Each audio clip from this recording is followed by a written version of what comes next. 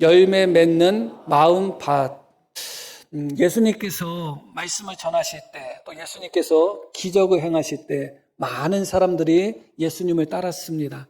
정말 어느 때는 지붕을 뚫고 주님을 만나야지 될 정도로 사람들이 그렇게 많이 모인 적도 있고, 어느 때는 서로 밀고 당기고 해서 숨을 쉬기가 어려울 정도로 수많은 사람들이 예수님을 따르고 예수님의 말씀을 들었습니다. 그러나 그렇게 수많은 사람들이 예수님을 따르고 믿고 했지만 예수님이 십자가에 못 박혀 돌아가시는 그 순간까지 믿음을 끝까지 지켰던 성도도 있지만 그렇지 못한 성도들도 많이 있었죠. 왜 그러냐면 주님을 따랐던 사람들의 마음의 밭이 다 달랐기 때문에 그렇습니다. 그 마음의 밭이 열매 맺는 좋은 마음의 밭을 가졌다면 끝까지 예수님을 잘 섬겼을 텐데 그렇지 않았던 거예요. 어떤 이들은 길가밭 같은 마음을 가진 사람도 있었고, 어떤 이들은 가시떨기밭, 혹은 어떤 이들은 돌밭과 같은 그런 마음밭을 가진 성도들이 있었던 것입니다. 교회도 마찬가지입니다.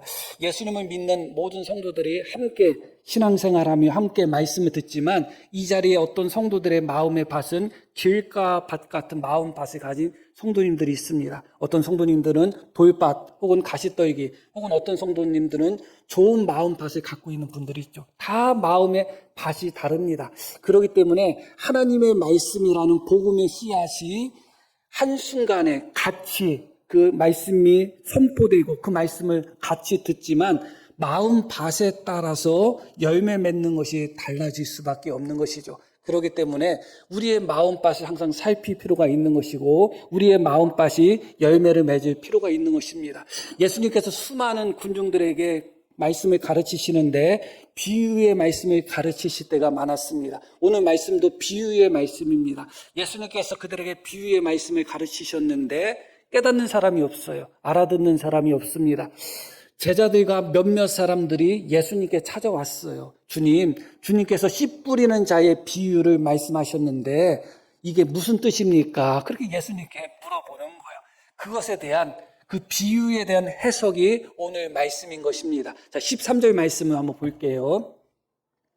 또 이르시되 너희가 이 비유를 알지 못할진데 어떻게 모든 비유를 알겠느냐. 이 씨 뿌리는 자의 비유는 모든 비유에 있어서 가장 기본이 되고 근본이 되는 비유라는 것을 주님이 말씀하는 겁니다. 그리고 이 씨 뿌리는 자의 비유는 아주 단순한 비유라는 것을 말씀하고 있는 거예요. 이 비유는 너무너무 단순하다. 이렇게 단순한 비유조차도 너희가 깨닫지 못한다면 다른 말씀, 다른 비유를 어떻게 깨달을 수 있겠느냐. 또한 이 비유는 모든 비유를 이해할 수 있는 열쇠를 제공하는 아주 중요한 비유다. 그런 의미로서 주님이 이렇게 말씀하셨죠. 그래서 실제로 예수님은 많은 비유를 말씀하셨는데 당신께서 하신 말씀, 비유의 말씀을 해석한 것 중에 유일한 것이 씨 뿌리는 자의 비유예요. 다른 비유는 예수님이 해석하지 않으셨어요. 그냥 비유로서 말씀하시고 끝이 났습니다. 그러나 이 씨 뿌리는 자의 비유는 예수님이 직접 해석을 해 주십니다. 그만큼 씨 뿌리는 자의 비유가 너무너무 중요한 것이고 모든 비유를 이해하는 데 있어서 또 우리의 신앙생활에 있어서 가장 중요한 그런 비유와 말씀이 되는 것입니다. 오늘 우리가 읽으신 말씀은 예수님께서 그 씨 뿌리는 비유를 해석하신 그런 부분만 읽었습니다. 4가지 밭에 대해서 말씀하고 계시죠. 첫 번째 밭은 길가밭이죠. 길가밭에 씨가 뿌려졌는데 어떻게 됐다고 주님이 말씀하시냐면 새가 그 씨를 먹었다. 그렇게 말씀하죠. 그것이 어떤 의미인가? 그 의미가 15절에 이렇게 설명되고 있습니다. 말씀이 길가에 뿌려졌다는 것은 이들을 가리킴이니 곧 말씀을 들었을 때에 듣지 않았던 것이 아니고 똑같이 말씀을 듣는 거죠. 이 자리에도 똑같이 다 말씀을 듣고 계시잖아요.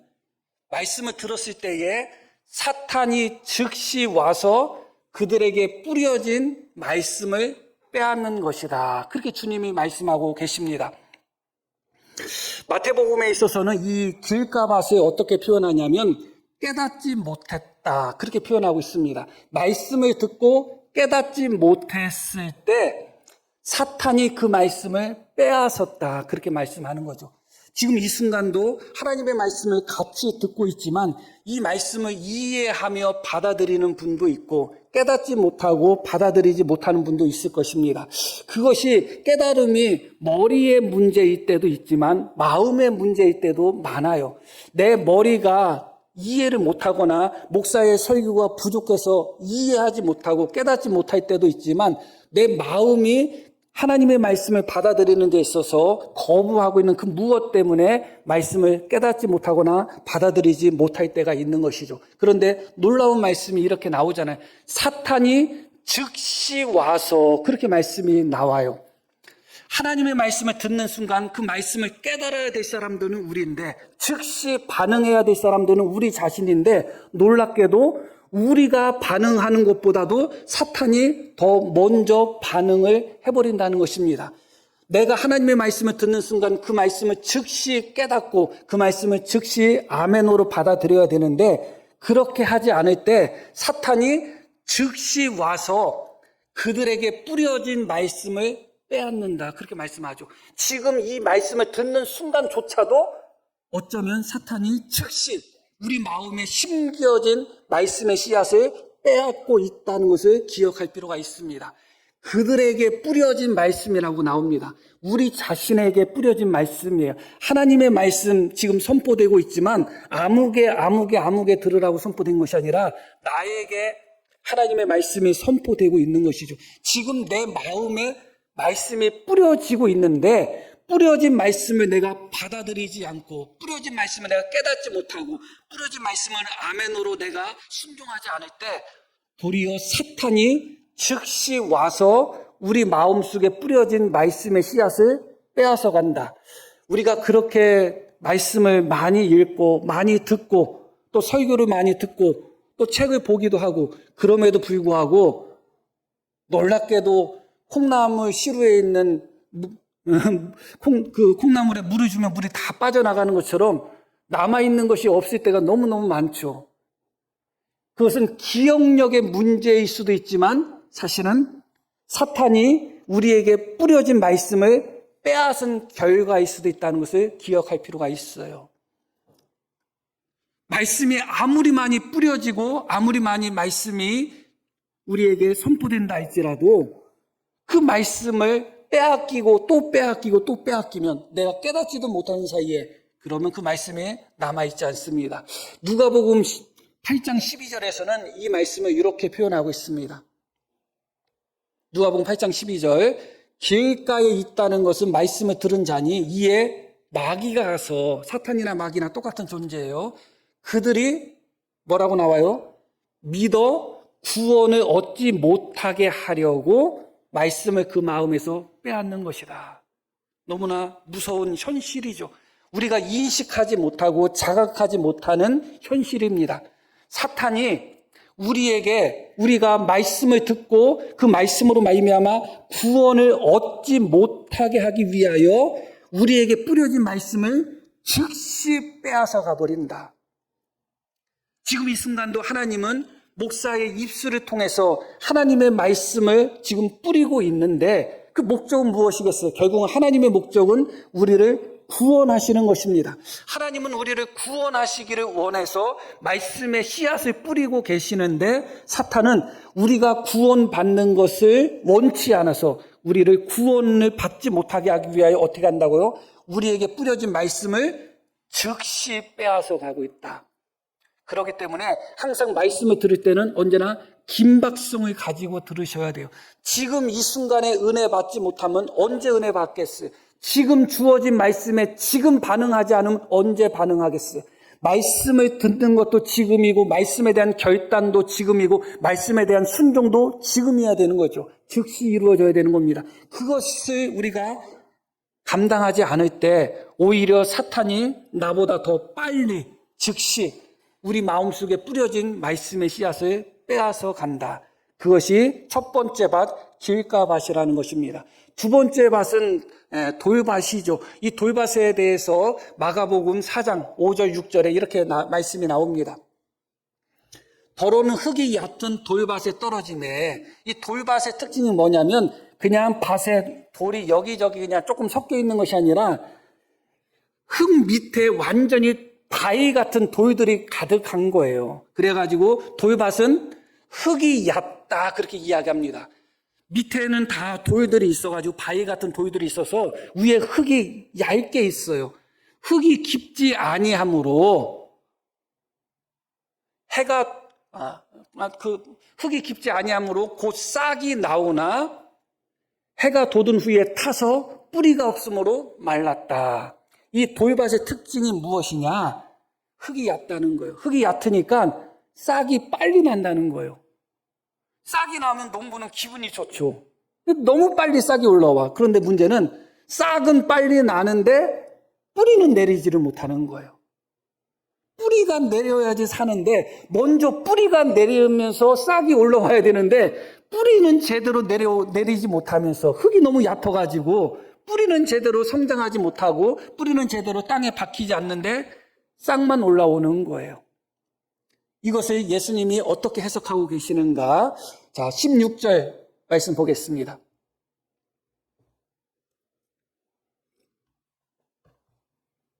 또 이와 같이 돌밭에 뿌려졌다는 것은 이들을 가리킴이니 곧 말씀을 들을 때에 뭐라고 나와요? 즉시 기쁨으로 받는다. 흙이 얕아가지고 오히려 흙이 깊은 곳에 심겨진 씨앗보다도 더 빨리 반응을 해버리는 거예요.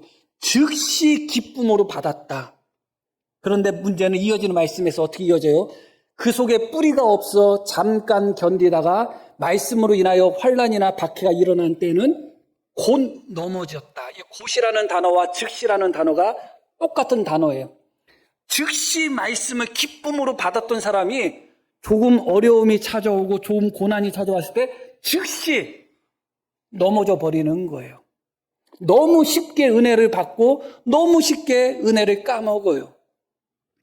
너무 쉽게 즐거워하다가 너무 쉽게 낭망해 버리는 거예요. 마음의 밭이 너무 얕아. 너무 가벼워요. 마음의 밭이 좀 깊어가지고 말씀의 씨앗이 좀 깊이 심겨져야 되는데 너무 가벼운 거예요. 너무 얕은 거예요. 조금 좋으면 너무너무 좋아하고 조금 어려우면 너무너무 그걸 또 힘들어하고 나한테 조금 잘해주면 그 사람 천사고 나한테 조금 못해주면 그 사람 악마고 너무 마음의 흙이 얕아버려요. 우리 주변에도 그런 분들이 참 많을 겁니다. 약속은 기가 막히게 해요. 그런데 기가 막히게 또 약속을 또 어겨요. 어느 때 보면 야, 저 사람이 이제 정말 다 하겠구나 그렇게 느끼는데 몇 달 안 가가지고 어디 가 있나 싶을 정도로 사라지는 성도들이 있습니다.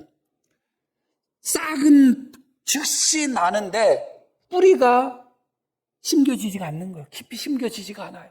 그러다 보니까 결국은 해가 나왔을 때 그 해로 말미암아 그 싹이 다 타버리고 말라 비틀어져서 그냥 죽을 수밖에 없는 것이죠. 이런 신앙을 가진 분들이 참 많습니다. 뿌리를 내리지 못하는 신앙을 가졌습니다. 마음의 밭이 너무 얕아가지고 말씀이 뿌리가 내려지지가 않아요. 오늘 말씀을 전할 때 말씀을 참 깨달은 것 같고 저 성도가 말씀을 깨달았으니 좀 변화되겠다 싶은데 뿌리가 안 내리는 거예요. 얼마 가지를 않는 거예요. 그렇게 말씀이 마음밭에 뿌리가 내리지 않는 형태로 나타날 때도 있고 또 교회 생활을 할 때도 마찬가지입니다. 한 교회에 뿌리를 내리지 못하는 사람이 있어요. 목사님 중에도 그런 분도 있고 성도님들도 그런 분들이 있어요. 목사님 중에서도 몇 년 하다 보면 교회 옮기고 싶어서 궁둥이 들썩들썩하는 목사님도 있고 성도들 중에서도 몇 년 다니다 보면 다른 교회 옮기고 싶어서 들썩들썩하는 분들이 있습니다. 잘 뿌리를 내리지 못해요. 왜냐하면 마음의 밭이 너무 얕아서 그래요. 너무 얕아서 그래요. 마음의 밭이 얕으면 외부의 영향을 직접 받습니다. 우리가 여름에 동굴이나 지하 그런 데 들어가면 여름인데도 어때요? 시원하죠. 외부의 영향을 받지 않아요. 그런데 그 마음의 밭이 그냥 1cm, 2cm도 안 된다 그러면 바깥에가 뜨거우면 안에도 뜨겁고 바깥에가 차가우면 안에도 차가워지는 거예요. 마음의 밭이 그런 거예요. 마음의 밭이 깊은 성도는 쉽게 요동하지 않습니다. 쉽게 변덕을 부리지 않죠. 하나님의 말씀이 깊이 심겨지게 됩니다. 이럴 때도 있고 저럴 때도 있는 것을 받아들이게 되는 것이죠. 어려울 때도 있고 또 기쁘고 즐거울 때도 있고 그 모든 것을 이 마음의 밭이 깊은 사람들은 받아들입니다. 그런데 마음의 밭이 깊지 않은 사람들은 참 좋을 때는 한도 끝도 없고 조금만 어려워도 이 마음의 밭이 너무 얇아서 바로 반응을 해버리는 것이죠. 다시 말씀을 봅니다. 16절. 또 이와 같이 돌밭에 뿌려졌다는 것은 이들의 가리킴이니 곧 말씀을 들을 때 즉시 기쁨으로 받았다. 그러나 이어지는 말씀 다시. 그 속에 뿌리가 없어서 잠깐 견디다가 말씀으로 인하여 환난이나 박해가 일어난 때에는 즉시 넘어지는 자다. 그렇게 이야기하고 있습니다. 이것이 바로 깊은 뿌리를 내릴 수 없는 얕은 돌밭에 관한 말씀입니다. 세 번째는 가시떨기 밭을 이야기합니다. 이 가시떨기 밭은 씨앗이 심겨졌지만 그 씨앗, 복음의 씨앗만 자라는 것이 아니라 가시떨기도 함께 자라서 결국은 함께 자란 가시떨기가 복음의 씨앗을 막아서 열매 맺지 못하는 그런 밭이다. 그렇게 이야기합니다. 그것을 예수님이 이렇게 설명을 하십니다. 자, 또 어떤 이는 가시떨기에 뿌려진 자니 이들은 말씀을 듣기는 하되 세상의 염려와 재물의 유혹과 기타 욕심이 들어와 말씀을 막아 결실하지 못하게 되는 자다. 이렇게 말씀이 나옵니다. 세상의 염려와 재물의 유혹과 기타 욕심이 뭐라고 나와요? 들어온다. 하나님의 말씀이 지금 이 순간 우리 안에 들어오는 것이죠. 말씀이 뿌려지고 말씀을 듣는 것은 말씀이 우리 마음밭에 심겨지고 들어오는 거예요. 그런데 세상을 살다 보니까 크고 작은 염려들이 자꾸 들어와. 그리고 물질에 대한 유혹들이 내 마음속에 자꾸 들어오는 거예요. 이런저런 욕심들, 인정받고 싶고 높아지고 싶고 칭찬받고 싶고 이런저런 욕심들, 욕망들이 자꾸 들어오는 거예요. 들어와서 내 안에서 자꾸 그것이 자라나는데 내가 들은 복음의 말씀, 하나님의 말씀이 내 안에 심겨져서 자라나는 것보다 이런 근심, 이런 염려, 또 이런 유혹들이 내 마음속에 들어와서 자라는 속도가 훨씬 더 빠른 거예요. 말씀이 자라는 것이 당연하지를 못하는 거예요. 실제로 이럴 때는 이런 근심이 있고 저럴 때는 저런 근심이 있지 않아요? 아기가 작을 때는 그 작은 아기를 키우면서 작은 것에 맞는 근심들이 생기고 염려들이 생기죠. 아이들이 자라면 아이들이 자란 만큼, 아이들이 또 어른이 되면 어른이 된 만큼, 내가 젊었을 때는 젊었을 때에, 내가 늙었을 때는 늙었을 때에 우리의 인생을 돌아볼 때 근심, 걱정, 염려가 없는 때가 없습니다. 항상 근심들이, 항상 염려들이, 물질에 대한 욕심, 탐욕들이 항상 우리 안에 어떻게 해요? 자꾸 들어오는 거예요. 자꾸 심겨지는 거예요. 말씀이 심겨지는 것보다도 더 많이 심겨지고 말씀이 내 안에서 자라나는 것보다 이런 욕심들, 이런 욕망들, 이런 염려, 근심들이 내 안에서 더 빨리 자라는 거예요. 돈을 사랑함이 일만하게 뿌리라는 주님의 말씀이 심겨져서 자라는 것보다 돈에 대한 욕심, 돈에 대한 유혹이 더 빨리 자라는 거예요. 그러다 보니까 돈을 사랑함이 일만하게 뿌리라는 말씀이 심겨져도 이 말씀이 자라나지 못하고 열매 맺지를 못하는 거예요. 왜냐하면 돈에 대한 유혹과 염려가 들어오기 때문에 아무것도 염려하지 말고 근심하지 말고 모든 것에 기도와 간구를 하나님께 구하라, 간구하라. 그 말씀이 심겨졌는데 그럼에도 불구하고 이런 염려 저런 염려가 들어오면 아무것도 염려하지 말고 오직 모든 일에 기도와 간구로 너희 구할 것을 감사함으로 하나님께 구하라는 말씀이, 그 말씀이 자라는 것보다도 내 마음속에 들어온 염려와 내 마음속에 들어온 근심이 자라는 속도가 더 빨라. 그러다 보니까 아무것도 염려하지 말라는 주님의 말씀이 우리 안에 자라나지를 못하는 거예요.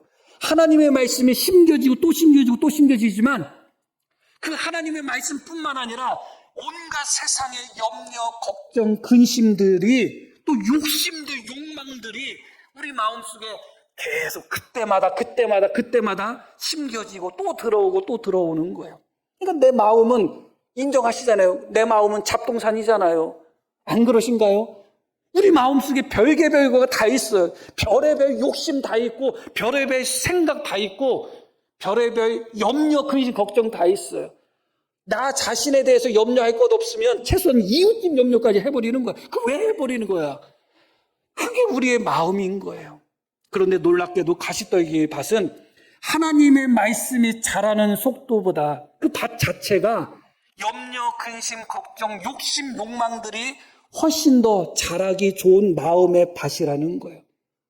저 자신도 그렇고 또 성도들도 그렇고 사람들을 보면 실제로 염려가 더 쉽게 들어가는 마음의 밭을 가진 성도들이 있어요. 더 욕심이 더 쉽게 들어가서 욕심이 더 쉽게 자라나는 그런 마음의 밭을 가진 성도들이 있어요, 실제로. 그리고 이 부분에 있어서 누가복음에 있어서는 향락이라는 단어가 포함이 됩니다. 쾌락이라는 단어가 포함이 돼요. 그러니까 가시떨기는 어떤 거예요? 온갖 염려들, 재물에 대한 유혹들, 온갖 마음의 욕심들, 그것 더하기 향락을 즐기고자 하는 마음, 그게 가시떨기입니다. 예수님을 잘 믿고도 싶고 세상의 것을 즐기고 싶고 그렇잖아요. 예수님 믿는 것은 예수님 믿는 거고 좀 세상에서 내가 놀고 즐길 것은 좀 즐겨야지. 그게 바로 향락, 쾌락을 사랑하는 마음이거든요. 그게 가시떨기인 거예요. 예배 드려야 되는 날인 것 알지만, 주일이고 주님 앞에 가서 예배 드려야 되는 것을 알지만 더 즐겁고 더 재밌고 더 나에게 쾌락을 가져다 줄 수 있는 어떤 건수가 있다? 그러면 우리가 그쪽으로 향하는 거예요. 내가 예수님을 믿는 사람으로서 정직하고 경건하게 살아야지. 그 말씀이 내 안에 심겨졌다 할지라도 즐기고 싶은 마음, 쾌락을 누리고 싶은 마음, 짜릿하고 싶은 마음, 그것이 내 안에 같이 자라나다 보니까 하나님의 말씀이 열매를 맺지를 못하는 거예요. 그래서 이런 밭은 어떻게 됐다고요? 다시 19절 말씀을 봅니다. 세상의 염려와 재물의 유혹과 기타 욕심이 들어왔다. 그래서 말씀을 막아 결실하지 못하게 되었다. 이 막았다는 얘기는 질식시켰다는 거예요. 숨을 쉬지 못하게 했다. 사람으로 표현한다면 뭐 잔인하지만 목을 졸랐다. 그렇게 이해하시면 됩니다. 목을 졸르면 어떻게 돼요? 숨을 못 쉬니까 죽죠. 이런 욕심들, 이런 염려들, 재물에 대한 유혹들, 쾌락을 사랑하는 그런 모습들, 그런 것들이 말씀을 아예 숨 막혀버리게 만들어서 질식시켜버린다. 말씀이 자라나야 되는데, 경건하게 살라는 말씀이 자라나야 되는데 세상의 쾌락이 더 좋은 거예요. 돈을 사랑하지 말라는 말씀이 자라나야 되는데 세상에 돈이 더 좋은 거예요. 염려하지 말라는 말씀이 자라나야 되는데 온갖 염려를 하게 되는 거예요. 그러다 보니까 이 말씀이 질식이 돼버리는 거예요. 자라나지를 못하는 것이죠. 제 자신을 놓고 봐도 말씀드렸듯이 사람마다 다 마음 밭이 다르고 또 성정이 다르고 성향이 또 다르고 그렇습니다. 기질이 다르고 그러죠. 더 긍정적인 사람이 있고 더 부정적인 사람이 있고 더 염려 많이 하는 사람이 있고 좀 덜 염려하는 사람도 있고 다 그렇습니다. 저는 염려를 많이 하는 스타일이에요. 걱정을 많이 하는 스타일이에요. 그렇게 생겨 먹었는데 힘들어요. 힘들어.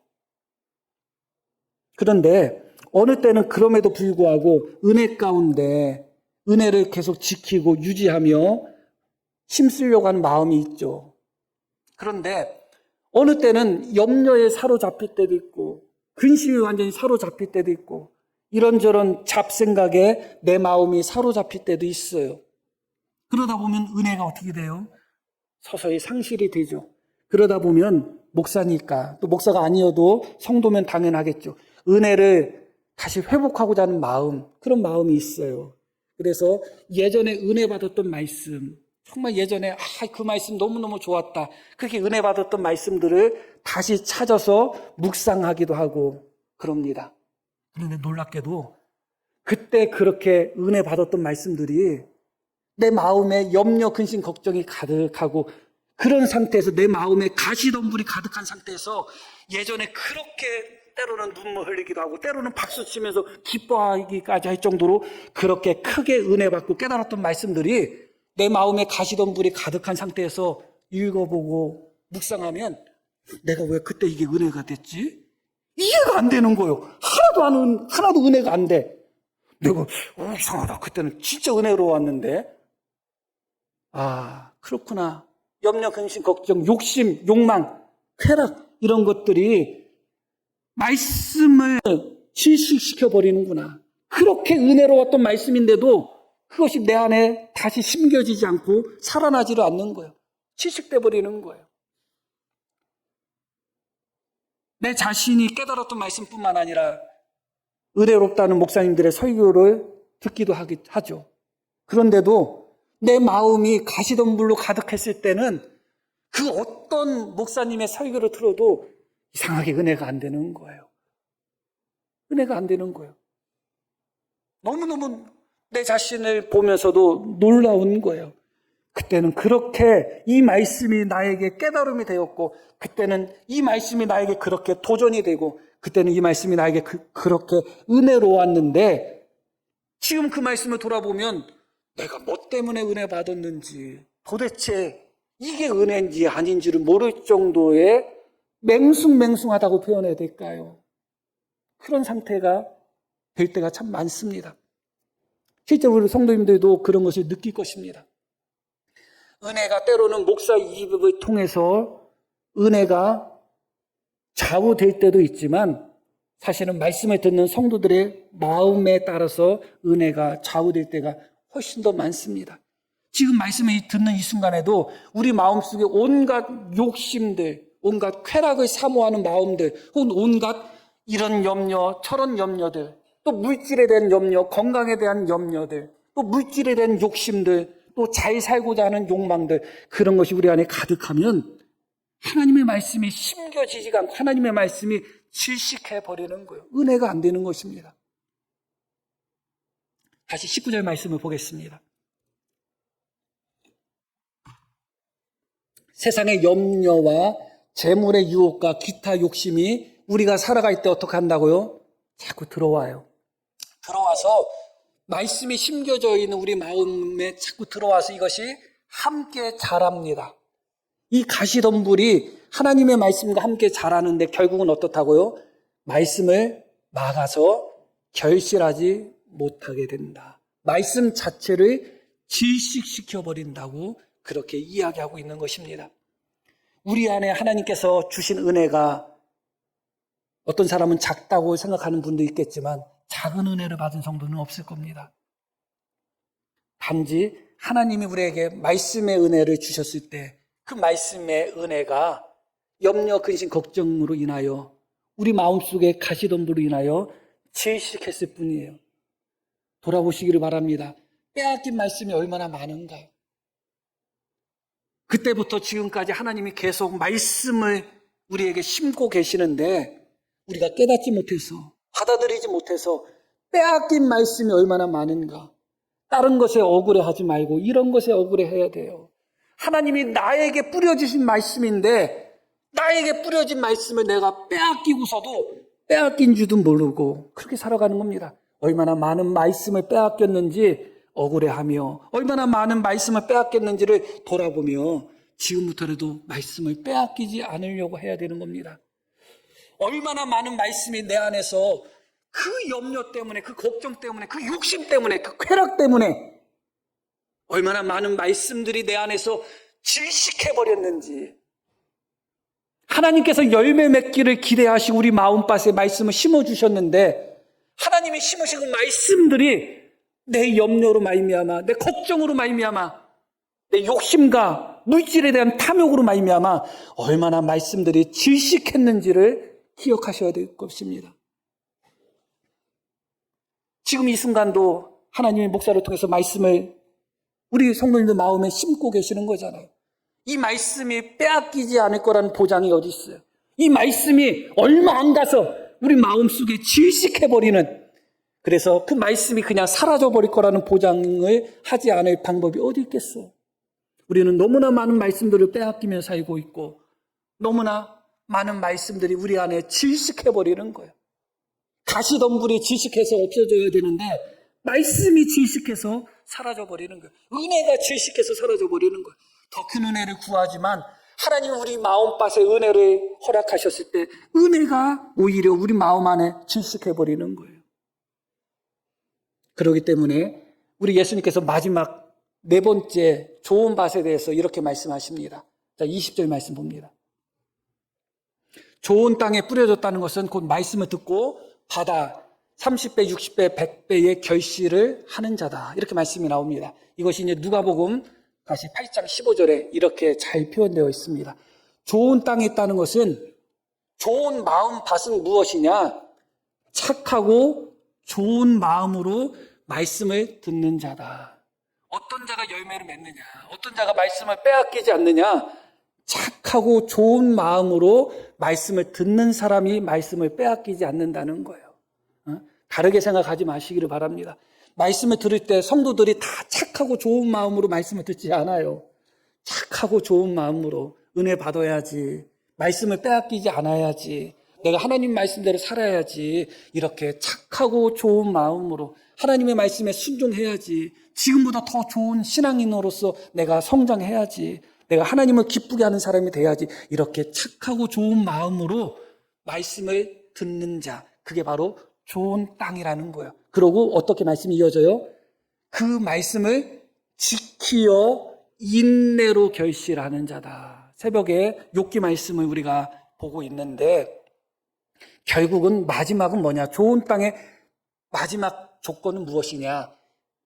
말씀을 끝까지 지키고 인내하며, 고난이 찾아와도 인내하고 유혹이 찾아와도 참아내고, 그렇게 말씀을 지키며 인내하여 결실하는 밭이다. 그렇게 이야기하고 있습니다. 우리 모든 성도님들의 마음밭이 정말 좋은 땅이 되기를 원합니다. 하나님이 목사를 포함해서 우리 성도님들까지, 그래서 우리 교회 성도님들이 몇 명이 됐던 중요한 것은 무엇이냐? 좋은 마음밭을 가진 성도가 몇 명이냐가 중요한 거예요. 좋은 마음밭을 가진 성도들, 우리 교회 성도님들이 다 좋은 마음밭을 갖고 있다면 30명이어도 상관없고 50명이어도 상관없고 100명이어도 상관없어요. 그런데 성도들이 대부분이 좋은 마음밭이 아니라 가시밭이나 돌밭이나 길가밭 같은 성도들이 있다면 1000명이고 2000명이어도 의미가 없는 것입니다. 우리 모든 성도님들, 하나님께서 우리에게 은혜를 주시고 우리 교회에 은혜를 주셔서 우리의 마음을 좋은 밭으로 하나님께서 만들어 주시기를 소망합니다. 자, 우리 들으신 말씀 기억하며 함께 기도하시겠습니다.